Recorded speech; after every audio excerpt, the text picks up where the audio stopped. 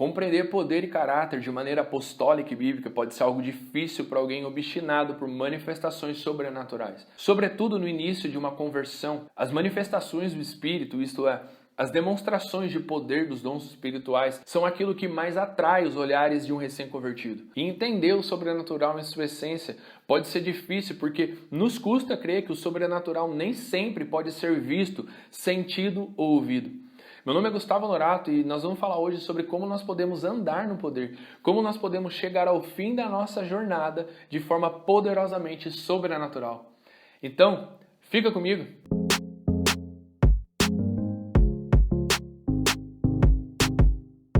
Quando nós falamos de poder do Espírito Santo, automaticamente nós já estamos falando do sobrenatural. Para entender poder, nós vamos responder a duas perguntas centrais. Primeiro, qual a origem do poder? Em Atos, no capítulo 1, no verso 8, está escrito: "Mas receberão poder quando o Espírito Santo descer sobre vocês, e serão minhas testemunhas em Jerusalém, em toda a Judéia e Samaria e até os confins da terra."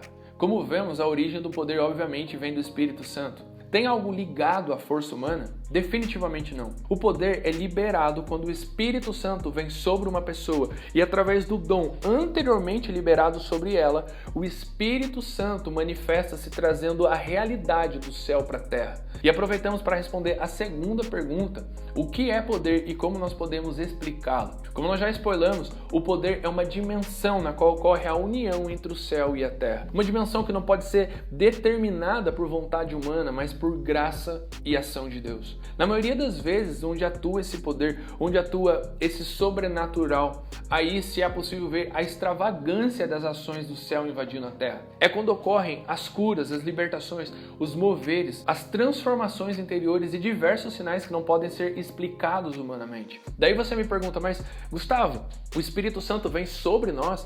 Ele já não foi inserido dentro de nós? Ele já não mora dentro de nós?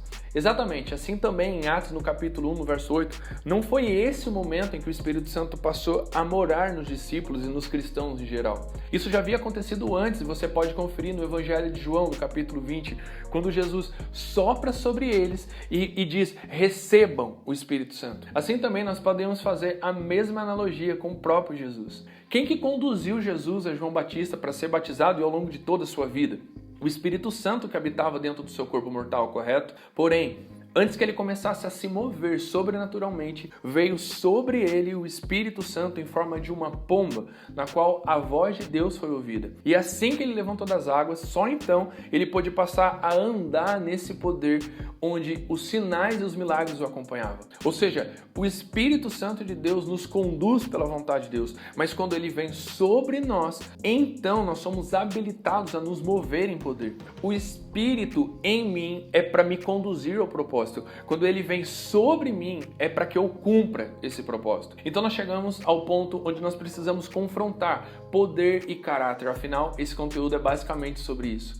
Em Lucas, no capítulo 4, no verso 14, está escrito: Jesus voltou para Galiléia no poder do Espírito e toda aquela região se espalhou a sua fama.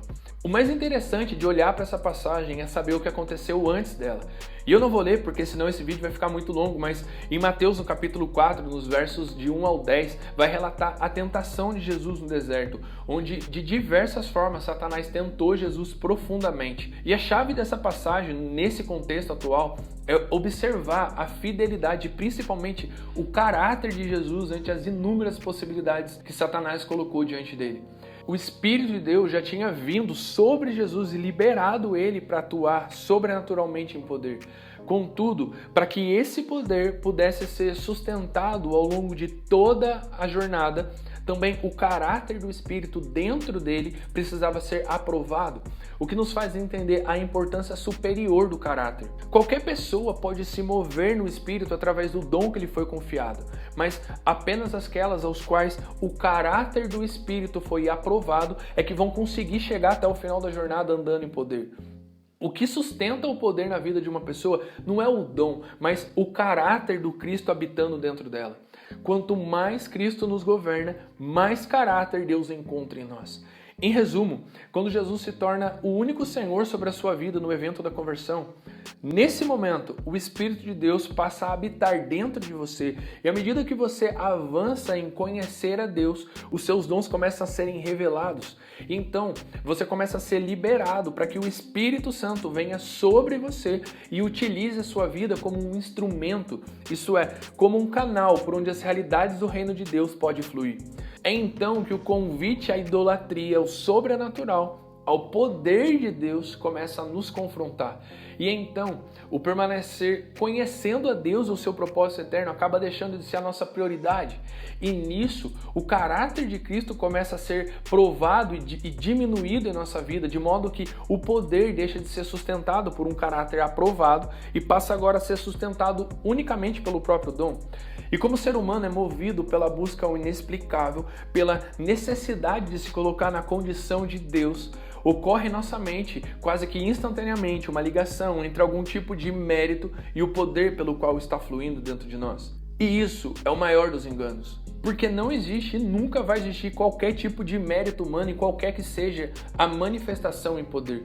E ainda que o poder se revele em atos de justiça em resposta à necessidade de alguém, o poder não é liberado pela necessidade em si, mas pela vontade soberana de Deus e pelo seu caráter que inibe toda circunstância contrária ao perfeito.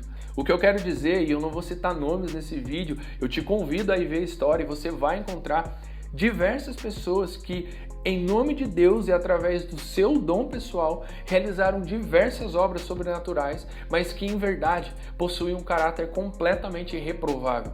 Os seus dons superavam o seu caráter. E o que ocorre quando um poder supera o caráter?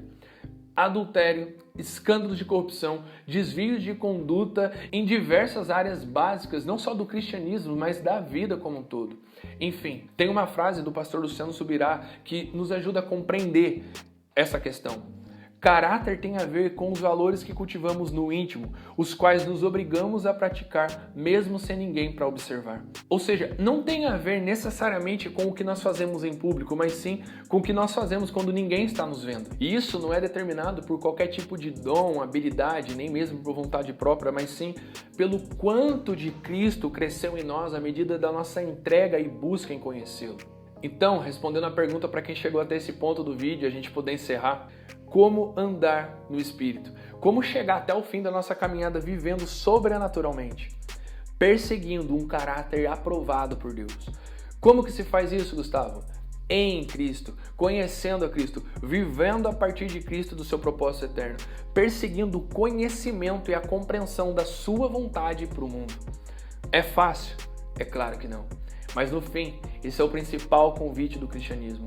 Uma vida que Jesus não só viveu, mas que ele convidou cada um dos seus seguidores que também vivessem. Bora refletir nisso? Então bora! Bom, meus amigos, por hoje é isso que eu tenho para compartilhar com vocês. Eu espero que esse conteúdo possa ter abençoado a sua vida.